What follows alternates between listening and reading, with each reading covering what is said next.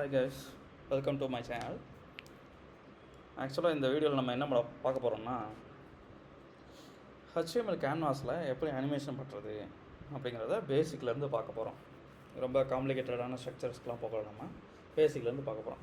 ஏன் அனிமேஷன் அப்படின்னா, அனிமேஷன்னா எல்லாருக்குமே ரொம்ப பிடிக்கும், எனக்கு ரொம்ப பிடிக்கும். நிறைய பேருக்கு அனிமேஷன் நிறைய ஃபேவரேட் மூவிலாம் இருக்கும். எனக்கு ரொம்ப ஃபேவரேட் வந்து பக்ஸ் லைஃப்னு ஒரு மூவி, ஒரு எறும்புகளை பற்றின கதை. அந்த படம் ரொம்ப பிடிக்கும். அப்போ இருந்து அனிமேஷனில் பெரிய இன்ட்ரெஸ்ட்டு. கார்ஸ் பார்த்துருக்கேன், அந்த மாதிரி நிறைய பார்த்துருக்கேன். சரி, நம்ம அனிமேஷனுக்குள்ளே போகலாம். இப்போ அனிமேஷன் பண்ணுறதுக்கு வந்து நமக்கு வந்து ஒரு கோடு எடிட்டர் வேணும். எனி கோடு எடிட்டர் எது வேணாலும் நீங்கள் யூஸ் பண்ணலாம். அப்புறம் ஒரு ப்ரௌசர், க்ரோமு, ஃபயர்ஃபாக்ஸு, எட்ஜி, சஃபாரி என்ன வேணாலும் யூஸ் பண்ணலாம். நீங்கள் நம்ம அந்த ப்ராஜெக்டில் வந்து விஎஸ் கோடையும் மைக்ரோசாஃப்ட் எட்ஜையும் யூஸ் பண்ணியிருக்கோம். விஎஸ் கோடில் எக்ஸ்ட்ரா ஒரு எக்ஸ்டென்ஷன் யூஸ் பண்ணியிருப்போம், லைவ் சர்வர்னு ஒரு எக்ஸ்டென்ஷனு. அந்த லைவ் சர்வர்னால் என்ன யூஸ் அப்படிங்கிறத ஃபஸ்ட் நான் உங்களுக்கு காட்டுறேன். ஓகே, இப்போ ஒரு HTML ஃபைல் ஒன்று க்ரியேட் பண்ணுறேன். க்ரியேட் பண்ணிவிட்டு இதை வந்து நான் ப்ரௌசரில் பார்க்கணும் அப்படின்னா, இதை வந்து ஒரு அப்பாச்சி சர்வர்லேயோ PHP சர்வர்லேயோ நான் போட்டு அதுக்கப்புறம் ரன் பண்ணி தான் பார்க்க முடியும். பட் இப்போ இந்த லைவ் சர்வர் எக்ஸ்டென்ஷன் மூலமாக நான் ஜஸ்ட்டு ரைட் கிளிக் பண்ணி ஓப்பன் வித் லைவ் சர்வர்னு கொடுத்துட்டேன் அப்படின்னா, இந்த HTML கோடில் உள்ள விஷயம் வந்து இங்கே எனக்கு ப்ரௌசரில் டைரெக்டாக வந்துடும். பார்க்கலாம். இப்போ நான் எதாவது கரெக்ஷன் பண்ணுறேன்னு வைங்களேன்.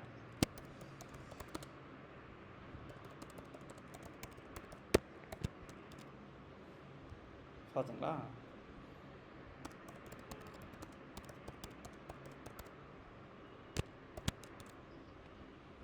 ஸோ நம்ம இங்கே கோடில் என்ன சேஞ்ச் பண்ணுறோமோ அதை ரியல் டைமில் நம்ம இங்கே ப்ரௌசரில் பார்த்துக்கலாம். பேஜை ரெஃப்ரெஷ் பண்ண தேவையில்லை. அதுக்காக தான் லைவ் சர்வர் யூஸ் பண்ணுறோம். சரி, நம்ம சேனலை சப்ஸ்கிரைப் பண்ணாமல் பார்க்குறவங்க மறக்காமல் சப்ஸ்கிரைப் பண்ணிடுங்க. இப்போ நம்ம கேன்வாஸ் அனிமேஷனுக்குள்ளே போகலாம். ஓகே, கேன்வாஸ் அனிமேஷன் பண்ணுறதுக்கு நமக்கு தேவையானது வந்து கேன்வாஸுங்கிற டேகு. ஸோ ஒவ்வொரு டேகுக்கும் ஐடி இல்லைனா கிளாஸ் கொடுத்து அதை வந்து நம்ம டிஃபைன் பண்ணணும். ஸோ இதுக்கு நம்ம ஐடி கொடுத்துக்கலாம். கேன்வாஸுங்கிற டேகுக்கு கேன்வாஸுங்கிற ஐடி கொடுத்துட்டு சேவ் பண்ணுறேன். ஸோ இங்கே ப்ரௌசரில் ஜஸ்ட்டு கேன்வாஸை டிக்ளேர் தான் பண்ணியிருக்கேன், அதனால் அது எம்டியை காட்டுது. இப்போ நம்ம பேக்ரவுண்டு வந்து பிளாக் கலர் பேக்ரவுண்ட் வச்சுக்கலாம். ஸோ கொஞ்சம் டார்க் பேக்ரவுண்ட்னால் இன்னும் கொஞ்சம் அப்பீலிங்காக இருக்கும். அதனால் சரி, அதை எப்படி செட் பண்ணலாம் அப்படின்னா, CSS மூலமாக செட் பண்ணலாம். CSS இதில் நம்ம டீப்பாக பார்க்க போகிறதில்ல, ஏன்னா நம்மளோட இந்த இப்போ நம்ம பார்த்துட்ருக்க அனிமேஷனுக்கு அது அவ்வளோ இம்பார்ட்டன்ட் கிடையாது. அதனால் ஒன் லைன் ஆஃப் CSS தான் யூஸ் பண்ண போகிறோம். CSS யூஸ்வலாக ஸ்டைலுங்கிற டேகுக்குள்ளே போடுவாங்க. ஸோ ஸ்டைல் டேகுக்குள்ளே பாடிக்கு நான் ஸ்டைல் அசைன் பண்ண போகிறேன். என்ன ஸ்டைல் அசைன் பண்ண போகிறேன்? பேக்ரவுண்ட் கலரு பிளாக் கலரோட கலர் கோடு வந்து 000. ஸோ பிளாக் கலர் வந்துருச்சுங்களா? Right, okay. அடுத்தது இப்போ கேன்வாஸ் எலமெண்ட் வந்தாச்சு, பேக்ரவுண்ட் செட் பண்ணிட்டோம். அடுத்தது ஜாவா ஸ்கிரிப்ட் யூஸ் பண்ண போகிறோம். ஸோ ஜாவா ஸ்கிரிப்ட் ஏற்கனவே தெரிஞ்சவங்க நிறைய பேர் இருப்பீங்க. இல்லை, ஜாவா ஸ்கிரிப்ட் இப்போ தான் கற்றுக்க போகிறோம் அப்படின்னு நியூவாக வந்திருக்கீங்கன்னா உங்களுக்கு இந்த ட்யூட்டோரியல் வந்து ரொம்ப ஹெல்ப்ஃபுல்லாக இருக்கும். ஏன்னா நம்ம பேசிக்லேருந்து தான் பார்க்க போகிறோம். ஸோ ஜாவா ஸ்கிரிப்டை 2 வழியில் பண்ணலாம். ஒன்று, ஸ்கிரிப்ட்டுங்கிற டேகு HTMLலேயே போட்டு இங்கேயே கோட் ரைட் பண்ணுறது ஒன்று. இன்னொன்று, ஜாவா ஸ்கிரிப்டை வெளியில் ஒரு ஃபைலில் ரைட் பண்ணிவிட்டு இங்கே வந்து அதை லிங்க் பண்ணுறது ஒன்று. நம்ம என்ன பண்ண போகிறோம்னா, டேரெக்டாக ஸ்கிரிப்ட் டேக் போட்டு இங்கேயே கோடு வந்து எழுத போகிறோம். ஓகேங்களா? இப்போது ஸ்கிரிப்டு தனியாக வேலை செய்யும், HTML எலமெண்ட்ஸு தனியாக இருக்கும். ஸோ ரெண்டுக்கும் லிங்க் ஏற்படுத்துறதுக்கு ஃபஸ்ட்டு அந்த எலமெண்ட்டை வந்து நம்ம ஸ்கிரிப்டுக்குள்ளே கால் பண்ணணும். ஸோ அதுக்கு document.query selector அப்படின்னு ஒன்று இருக்குது. இது என்ன பண்ணும் அப்படின்னா, DOM எலமெண்ட்ஸ், அதாவது HTML எலமெண்ட்ஸை நமக்கு வந்து ஜாவா ஸ்கிரிப்டுக்குள்ளே கொண்டு வந்து கொடுக்கும். ஸோ document.query selector அப்படின்னு போட்டுட்டு இந்த query selectorக்குள்ளே என்னால் ஐடி யூஸ் பண்ண முடியும், டேக் யூஸ் பண்ண முடியும், அப்புறம் வந்து கிளாஸ் யூஸ் பண்ண முடியும். டேக்லேயே அந்த ஃபஸ்ட்டு சைல்டு, nth சைல்டு எல்லா டைப்பானதும் யூஸ் பண்ண முடியும். ஸோ ஸோ இப்போதைக்கு ரொம்ப காம்ப்ளிகேட் பண்ண வேண்டாம், நம்ம ஐடியை மட்டும் பார்த்துக்கலாம். ஸோ ஐடினா ஹேஷு, கிளாஸ்னா டாட்டு. ஸோ நம்ம ஐடிங்கிறதுனால ஹேஷ் போட்டு அதோட ஐடியை எழுதியிருக்கோம். ஸோ இப்போ கேன்வாஸ் எலமெண்ட் வந்து நமக்கு வந்து ஸ்கிரிப்டுக்குள்ளே வந்துருச்சு. அடுத்தது இந்த கேன்வாஸை வச்சுட்டு அப்படியே ட்ரா பண்ண முடியாது, இதை வந்து 2D கான்டெக்ஸ்ட்டுக்கு மாற்றணும். ஸோ யூஸ்வலாக 2D கான்டெக்ஸ்ட்டை வந்து சிடிஎக்ஸ்ன்னு டிஃபைன் பண்ணுவாங்க, நம்மளும் அதே மாதிரியே பண்ணிக்கலாம்.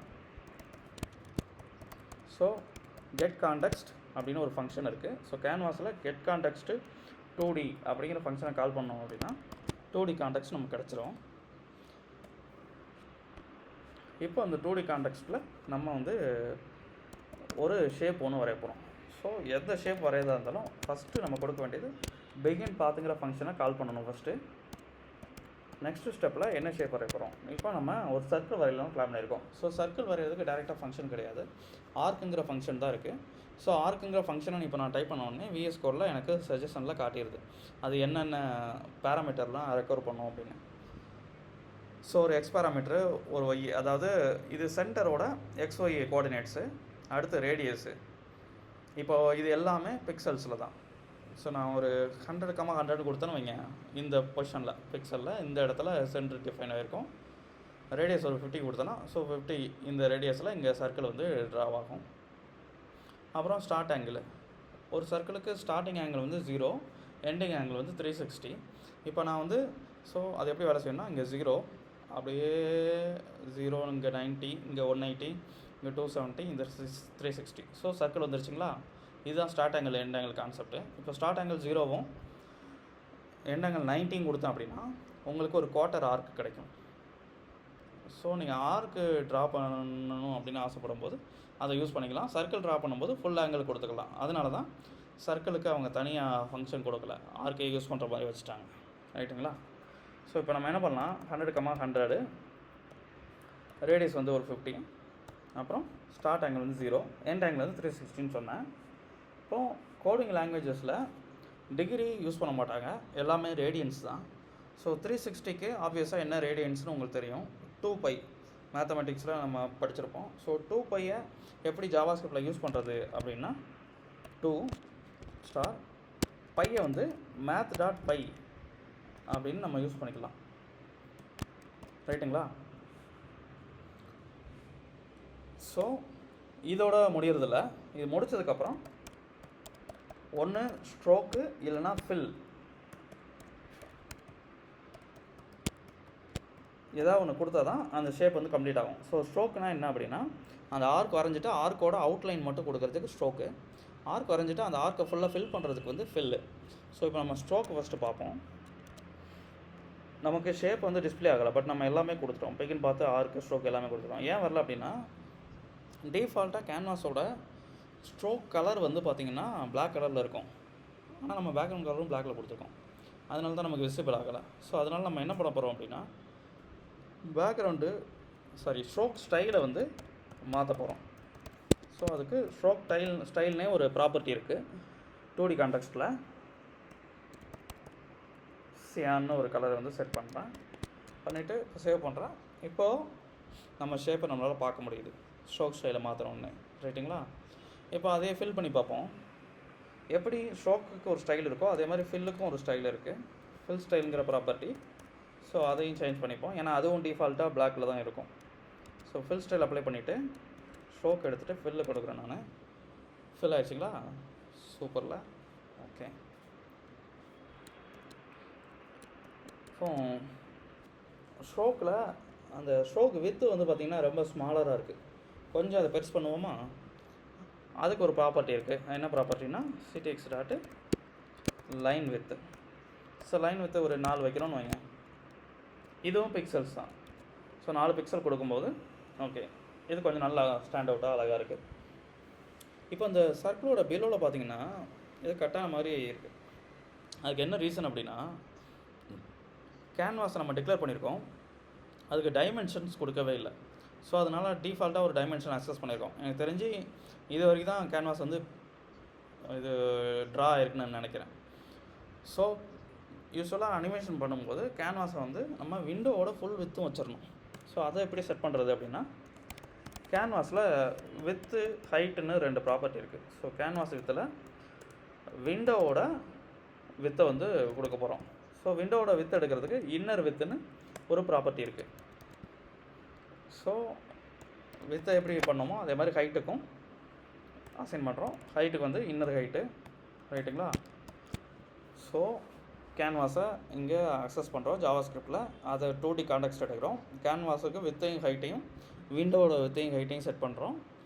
அப்புறம் ஸ்ட்ரோக் ஸ்டைல் செட் பண்ணுறோம், ஃபில் ஸ்டைல் செட் பண்ணுறோம், லைன் வித் செட் பண்ணுறோம், பாத்து வரைகிறதுக்கு ஸ்டார்ட் பண்ணுறோம், அப்புறம் பாத்து வரைகிறோம், அதுக்கு ஸ்ட்ரோக் கொடுக்குறோம். இப்போது கேன்வாஸு ஃபுல் ஸ்க்ரீனுக்கும் ஃபில் ஆயிடுச்சு, ரைட்டுங்களா? ஸோ இப்போது நான் ஏற்கனவே சொன்னல அதை ட்ரை பண்ணி பார்ப்போமா? இப்போது 1 பைனா 180. ஸோ 180க்கு எப்படி சொல்லுதுங்களா?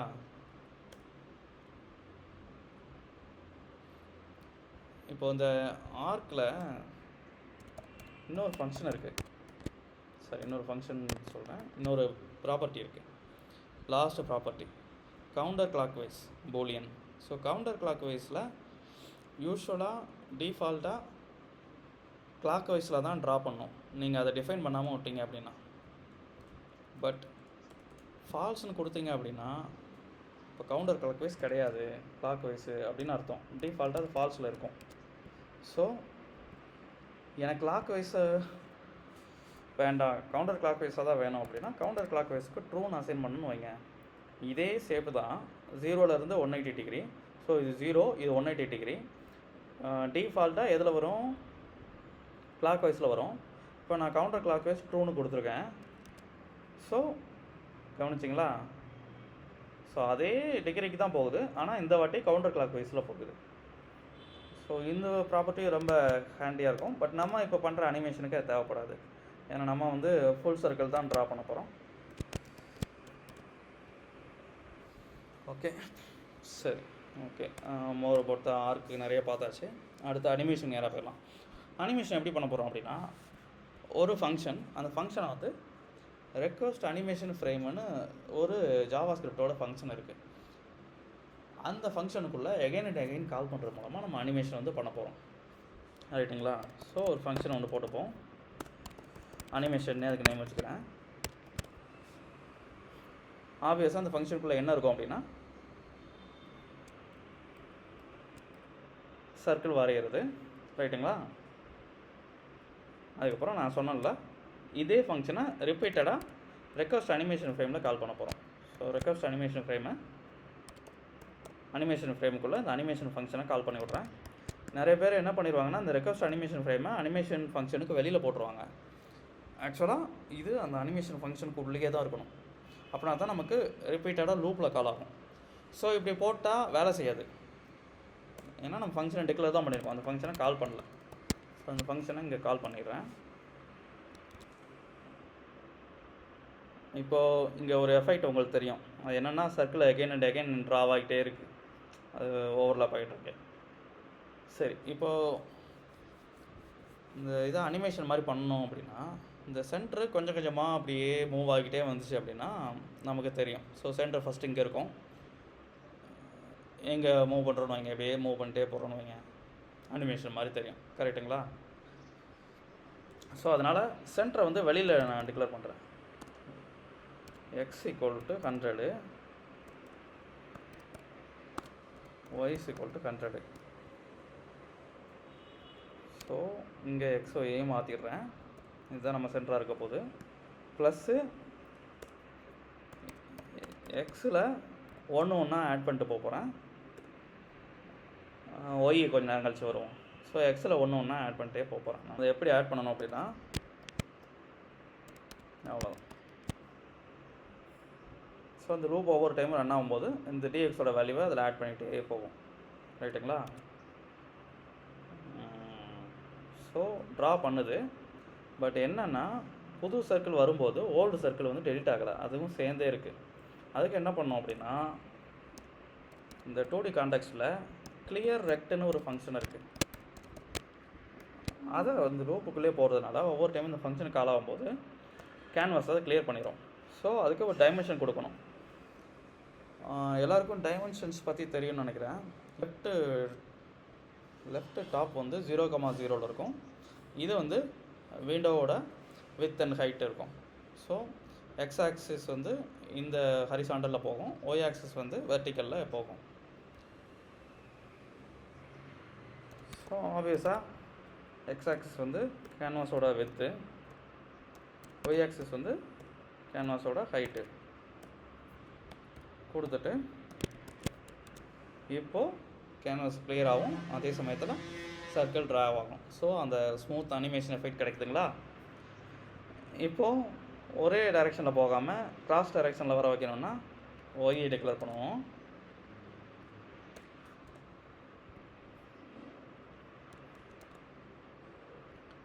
ஸோ ஒரு டிஒய் ஒன்று டிக்ளேர் பண்ணிவிட்டு அதை வந்து ஒய்யில் சேஞ்ச் பண்ணுறேன். ஸோ ஒய்யும் அப்போ ஆட்டோமேட்டிக்காக சேஞ்ச் ஆகுமா. இப்போ அழகாக அப்படியே கிராஸில் போகுது. இப்போ ஸ்க்ரீனோட எட்ஜ் வந்ததுக்கப்புறம் கிராஸ் பண்ணதுக்கப்புறம் அது போயிட்டே தான் இருக்கும். ஏன்னா நம்ம எந்த கண்டிஷனும் எழுதுறவே இல்லை, அது அப்படியே இம்ப்ரூவ் ஆகி போயிட்டே இருக்கும். ஸோ அதை எப்படி டேக்கிள் பண்ணுறது அப்படின்னா, ஸ்க்ரீன் சைஸை அது தாண்டுது அப்படின்னா தாண்டின உடனே இந்த எட்ஜுக்கு வந்து டச் ஆகும். ஒய்யில் இந்த எட்ஜ் என்னது, கேன்வாஸோட வித்து. ஸோ ஃபஸ்ட்டு எக்ஸை பார்ப்போம். இது வந்து கேன்வாஸோட வித்து, எக்ஸு கிராஸாக வருது. ஸோ அதோட சென்டர் இங்கே இருக்குன்னு வைங்க, அதோட ரேடியஸ் 50 பிக்சலு. ஸோ இந்த இடத்துல இருக்கும்போது அது வந்து டச் ஆயிரும். அடுத்த சீனில் இதை விட கிராஸ் பண்ணி வெளியில் போயிடும். ஸோ அப்போ இந்த பாயிண்ட்டு நம்ம பிடிக்கணும். So x plus radius, X plus 50 வந்து கேன்வாஸ் வித்தை விட ஜாஸ்தியாக இருந்துச்சுன்னா அதுதான் அந்த பாயிண்ட்டு, ரைட்டுங்களா. இஃப் ஸோ ஒரு இஃப் கண்டிஷனு என்ன பண்ணணும், டிஎக்ஸை வந்து ரிவர்ஸ் பண்ணணும், அதாவது மைனஸில் மாற்றணும். அதுக்கு என்ன பண்ணலாம் அப்படின்னா, இங்கே dx star equal to -1. So என்ன பண்ணணும் அப்படின்னா, ஏற்கனவே டிஎக்ஸ் 1 இருந்துச்சுன்னா -1 மாறிடும், ஏற்கனவே -1 இருந்துச்சுன்னா இப்போ +1 மாறிடும், ரைட்டுங்களா. அதே மாதிரி ஒய்க்கும் அதை டிக்ளேர் பண்ணிடணும். இங்கே மறந்துடக்கூடாது, ஒய்க்கு என்னது ஹைட்டு, அது மாதிரி இங்கே டிஒய், ரைட்டுங்களா. இப்போ நம்ம டெஸ்ட் பண்ணுவோம்.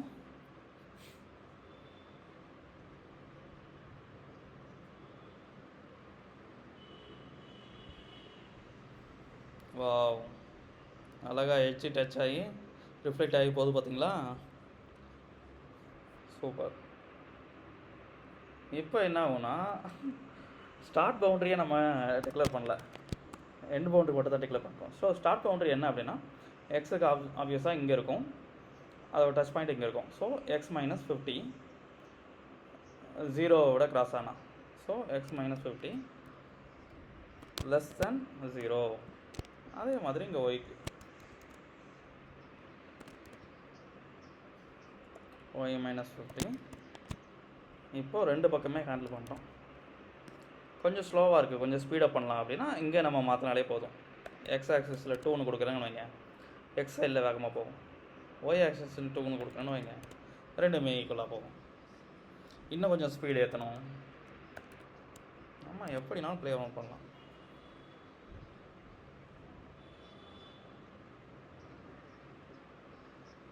நைஸ்ல. ஸோ இப்போ இதே ஃபில்லுக்கு பண்ணுவோம். ஸோ ஃபில்லில் இன்னும் கொஞ்சம் நல்லாயிருக்கும். நைஸ்ல.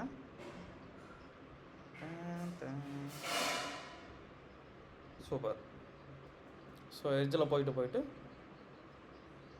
அழகாக நம்ம சின்ன வயசில் டிவிலெலாம் ஒரு அனிமேஷன் ஒன்று வச்சுருப்பாங்க, ஸ்க்ரீன் சேவரு, அந்த எஃபெக்ட்டு அச்சீவ் பண்ணிட்டோம்.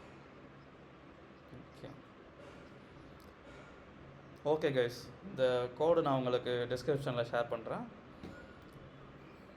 இந்த வீடியோவில் இவ்வளோ தான். பேசிக் அனிமேஷன் பண்ணுறது எப்படி, ஒரு சர்க்கிளை வந்து பவுண்ட்ரிக்குள்ளே ரிஃப்ளெக்ட் ஆகி மூவ் ஆகிறது பண்ணியிருக்கோம். அடுத்து இன்னும் ஃபர்தராக நிறைய காம்ப்ளிகேட்டடான அனிமேஷன்லாம் பண்ண போகிறோம். ஸோ நம்ம சேனலை சப்ஸ்கிரைப் பண்ணிக்கோங்க, ரெகுலராக ஃபாலோ பண்ணுங்கள். Thank you guys.